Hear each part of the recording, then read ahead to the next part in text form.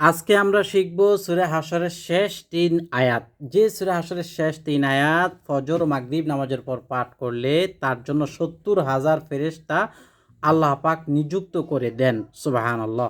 যারা তার জন্য সন্ধ্যা পর্যন্ত ক্ষমা প্রার্থনা দোয়া করতে থাকে, আবার সন্ধ্যায় পড়লে সকাল পর্যন্ত ৭০,০০০ ফেরেশতা তার জন্য দোয়া করতে থাকে। সুবহানাল্লাহ। দর্শক, এই সূরা হাশরের শেষ ৩ আয়াতে আমি মাখরাজের উচ্চারণগুলো ভালোভাবে বুঝিয়ে দিব। কয়টা টান আছে, কোন জায়গায় কয় আলিফ টান এবং কোন জায়গায় গুণনা করবেন করবেন না, ইনশাআল্লাহ এ টু জেড বলে দিব। এই জন্য শুরু থেকে শেষ পর্যন্ত দেখার জন্য অনুরোধ করছি। সূরা হাশরের শেষ ৩ আয়াত পাঠ করার আগে একটা আয়াত আছে, সেটা পড়তে হয় আউযুবিল্লাহর মতো, সেটা এখানে নাই। তবে বিসমিল্লাহ পাঠ করতে পারবেন না। আমি আগে ওই আয়াতটা পাঠ করে নেই। أعوذ بالله السميع العليم من الشيطان الرجيم। এটা এখানে নাই, এটা আপনি ৩ বার পড়বেন। পড়ার পর হুয়াল্লাহুল্লাযী লা ইলাহা ইল্লাহু হুয়াল্লাহ। আল্লাহ শব্দে এক আলিফ টান, খাড়া জবর।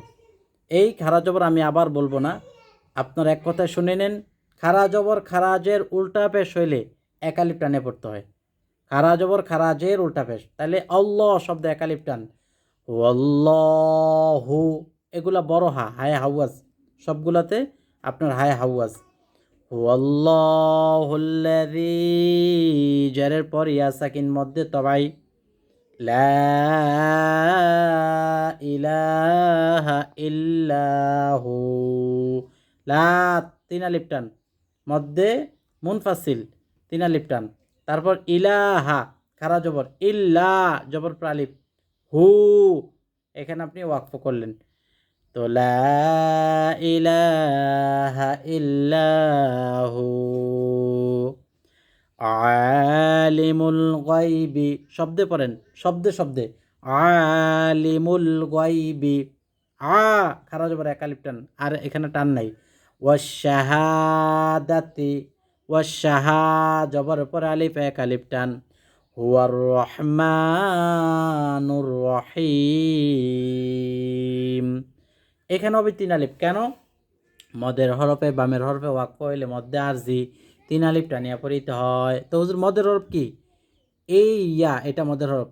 মদের হরফ কয়টি? ৩টি। ওয়াও আলিফ ইয়া, এই ওয়াও আলিফ ইয়া ৩টার যে কোনো একটা আসবে। এরপর যদি আপনি ওয়াকফ করেন ওই হরফে, তাহলে সেটা মধ্যে আরজি ৩ আলিফ টানিয়া পড়তে হয়। আলিমুল গায়বি ওয়াশ শাহাদাতি হুয়ার রহমানুর রহিম। হুয়াল্লাহুল্লাযী লা ইলাহা ইল্লাহু। এটা ওই আগের আয়াতের মতোই, তো এটা বারবার বলার দরকার নেই। আল মালিকুল কুদ্দুসুস সালামুল মুমিনুল মুহাইমিনুল আজিজুল জাব্বারুল মুতাকাব্বির। আল মালিকুল টান নাই, কুদ্দুসুস, কুদ্দু পেশের পর অসাইন এক আলিফ টান, সুস সালামুল খারা জবর এক আলিফ টান, মুমিনুল মুহাইমিনুল, মুহাইমিনুল আজিজুল জাব্বারুল মুতাকাব্বির, মুতাকাব্বির টান নাই। সুবহানাল্লাহি আম্মা ইউশরিকুন। এখনো পর্যন্ত আমরা নুন সাকিন তানবিন গুন্না পাই নাই, এই জন্য পড়াটা একটু সহজ হয়েছে। সব, সব, এটা কি কলকলার হরফ। সুবহানাল্লাহি আম্মা ইউশরিকুন ৩ আলিফ টান। মদের হরফের পরে ওয়াকফ হয়েছে নুনে, এই জন্য এটা কি ৩ আলিফ টান।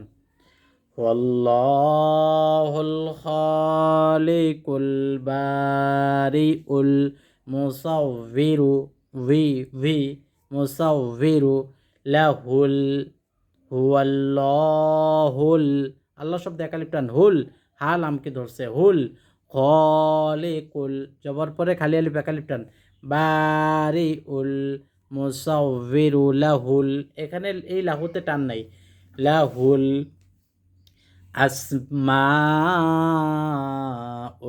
হুসনা আসমাউল হুসনা চার আলিফ টান আসমায়ে হুসনা এক আলিফ টান ইউসাব্বিহু লাহু মা ফিস সামাওয়াতি ওয়াল আরদ ইউসাব্বিহু লাহু এই লাহুতে এক আলিফ টান আছে আর ওই লাহুতে নাই ইউসাব্বিহু লাহু মা ফিস সামাওয়াতি ওয়াল আরদ অহুয়াল আজিজুল হাকিম অহুয়াল ওয়াইলামকে ধরবে ওয়ালাম জবর ওয়াল অহুয়াল আইন জবর আ ঝায়া জের জি আজি জালাম পেজুল আজিজুল যদি বলেন আজিজুল তাহলে হবে না কারণ জালের উচ্চারণ হয়ে যাবে অহুয়াল আজিজুল হাকিম সাদাকাল্লাহুল আযীম। দর্শক এ হলো শব্দে শব্দে একবারে মদ গুণনা সহ আমি আপনাদেরকে শিখিয়ে দিলাম। এরপরে আপনারা কোন আয়াত বা কোন সূরা মস্ক করতে চান কমেন্ট করে জানান। ভালো লাগলে লাইক দিয়ে শেয়ার করবেন। পরবর্তী তেমন ভিডিও পাওয়ার জন্য সঠিক চ্যানেলটি সাবস্ক্রাইব করে পাশে থাকা বেল বাটনটি চেপে রাখবেন।